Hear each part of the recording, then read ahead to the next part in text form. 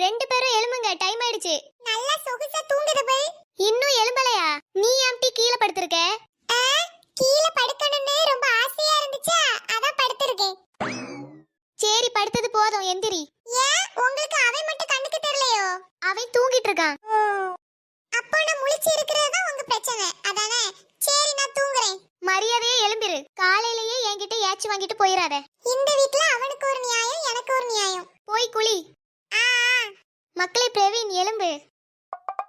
இன்னும் கொஞ்ச நேரம் தூங்கிக்கிறேம்மா. ரொம்ப லேட் ஆயிட்டு தங்கம், ஸ்கூலுக்கு போகணும்ல. என்னட்டி அப்படி பாக்குற? ஒண்ணு இல்ல, கொஞ்சுங்க கொஞ்சுங்க. அப்படி கொஞ்ச